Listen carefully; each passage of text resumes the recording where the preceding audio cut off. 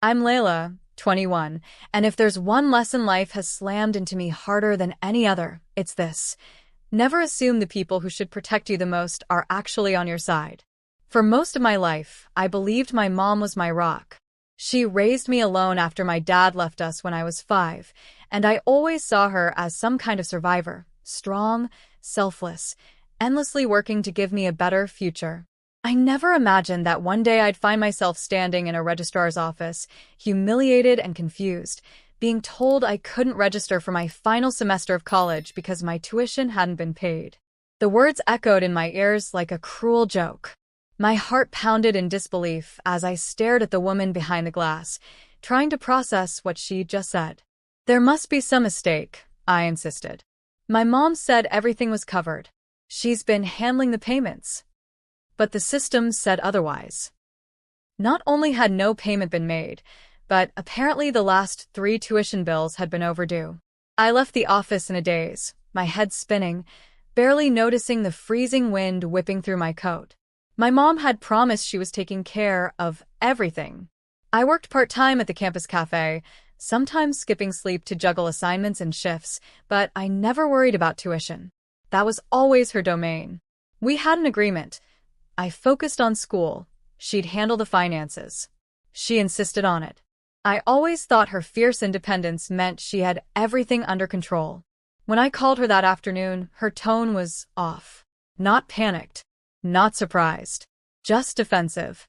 She brushed off my panic like I was overreacting. "Layla, you need to stop acting like the world revolves around you," she said, her voice sharp and impatient. "I've done everything for you, and this is the thanks I get." I couldn't believe what I was hearing. I wasn't even accusing her. Just asking what was going on. But instead of an explanation, I got a guilt trip. Then came the kicker. "You should just be grateful you've made it this far. I've sacrificed so much for you."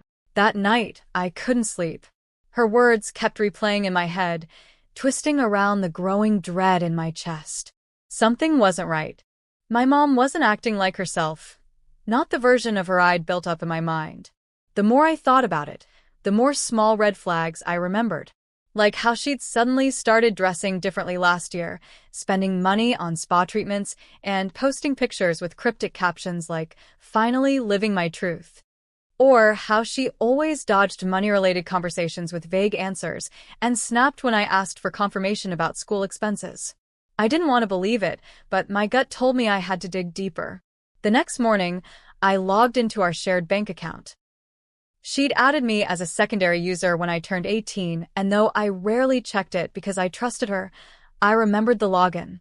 What I found made my stomach turn. Thousands of dollars were missing, drained in increments that didn't make sense. There were multiple charges to a luxury car rental service, hotel stays in nearby cities, fine dining, and something called elite couples therapy. I stared at the screen, my hands trembling. None of this had anything to do with me or school. But all of it had been paid from the savings account that was supposed to be for my tuition. That account had been built over years, from birthday money, part-time jobs, even a small scholarship deposit. I remembered vividly the day we sat together and agreed it would only be used for my education. That was the deal. That was the promise. And she broke it. When I confronted her in person that weekend, she didn't even pretend to deny it. Instead, she folded her arms and gave me a look that chilled me more than any scream could have. "You'll understand when you're older," she said coldly. "I deserve happiness too." That's when it all came crashing down. She hadn't just spent my tuition. She'd spent it on him. Derek. Her new boyfriend. A man I barely knew. The one she met during some self-help seminar and moved in 3 months later. The man who never worked, always had an excuse, always managed to charm her into paying for everything. The one who wore designer watches but couldn't afford rent. Suddenly, all the expensive wine bottles, the canceled girls' weekend she couldn't afford, the way she had started saying, "You're old enough to figure things out on your own now," it all made sense. She had chosen him over me. I wanted to scream, to cry, to demand she fix it. But she just stood there, unmoved. "It's not like the money's gone forever," she said, as if that made it better. "He's helping me invest." We're building something for all of us. It was the first time in my life I looked at my mother and didn't recognize her at all. The betrayal wasn't just about money. It was about trust, love, and every late night I spent believing she had my back. I left the house in silence, numb with disbelief. I had no idea how I was going to finish college. I had no backup plan, no emergency fund, no wealthy relative waiting in the wings. Just a part-time job, a frozen tuition account, and a mother who had gambled my future on a man who never even looked me in the eye. But what I didn't know then, what I would come to realize soon, was that this betrayal would be just the beginning. Because Derek wasn't just draining our bank account. He was hiding something far worse. I spent the next week trying to keep my life from unraveling completely. Every day I went to classes I technically wasn't enrolled in, hoping my professors wouldn't check the roster until I figured something out. I met with a financial aid counselor who was kind but firm. Without payment, I'd be locked out of the system before midterms. I was too ashamed to tell anyone what had really happened. I just said there was a bank mix-up and my mom was handling it. But in truth, I hadn't spoken to her since that confrontation. Every time I saw her name flash across my screen, I ignored it. I couldn't stomach her voice, not when every word would feel like a slap. The silence gave me space to think, to rage, to remember. I started questioning everything. Was our bond ever real, or had I just been convenient until I outlived my usefulness? Derek, meanwhile, had apparently moved in full-time. My neighbor messaged me, saying she'd seen him coming and going with expensive shopping bags. One photo she sent stopped me cold. Him in our driveway, leaning against a new black SUV with a smug grin on his face. The license plate was custom. It said Herking. My mother's money, my tuition, that SUV. Unable to hold it in, I finally confided in my roommate, Jessa, who was furious on my behalf. You need proof, she said. Real proof. If you want to do anything about this, you need to show where the money went. With her help, we started digging deeper. I printed out months of statements, highlighted charges, traced Derek's accounts on social media. What we found was worse than I expected. Derek wasn't just mooching.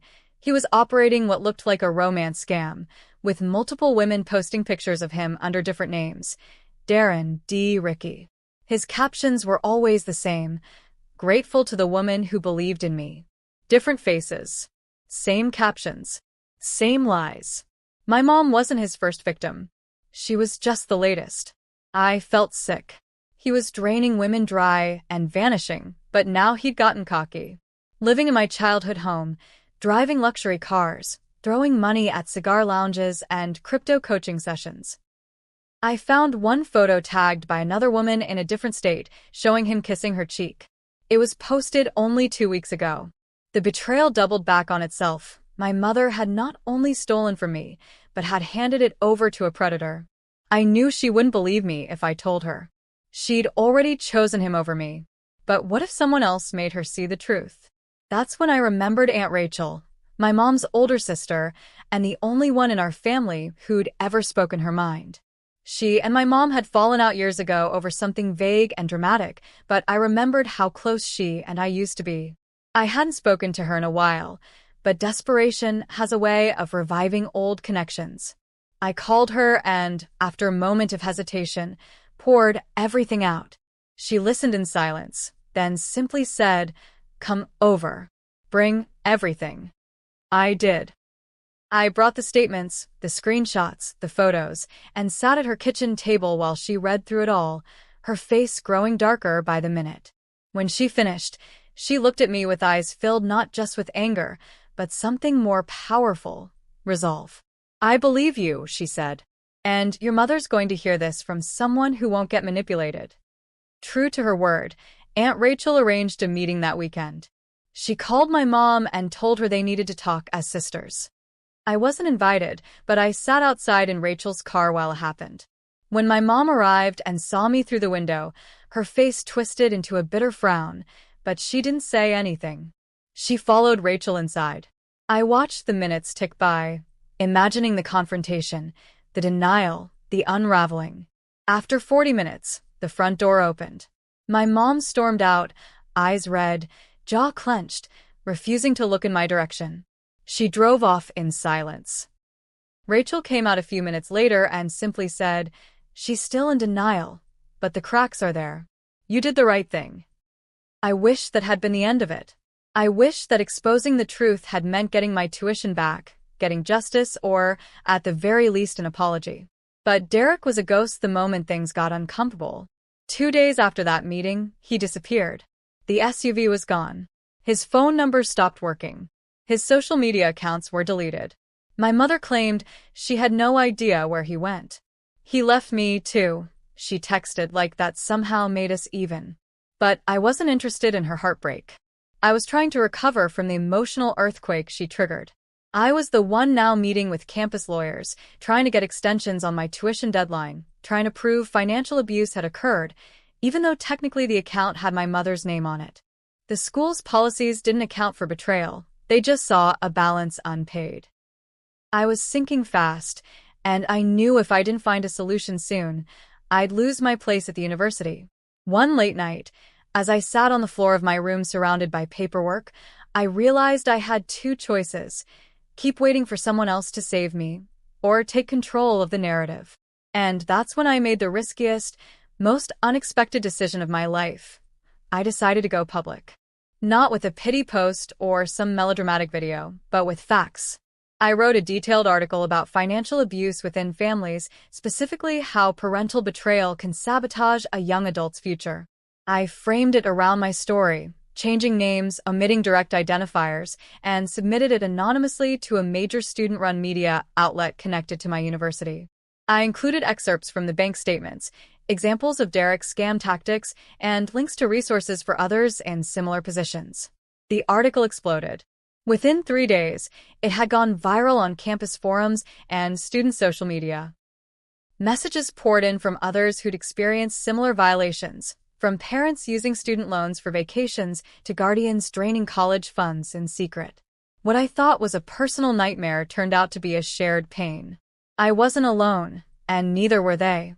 Empowered by this unexpected momentum, I applied for emergency financial aid through the university's hardship program, attaching the article as context. I also shared it privately with the dean of students, who was deeply moved by the situation. To my shock, I was awarded a hardship grant that covered 80% of the tuition I owed.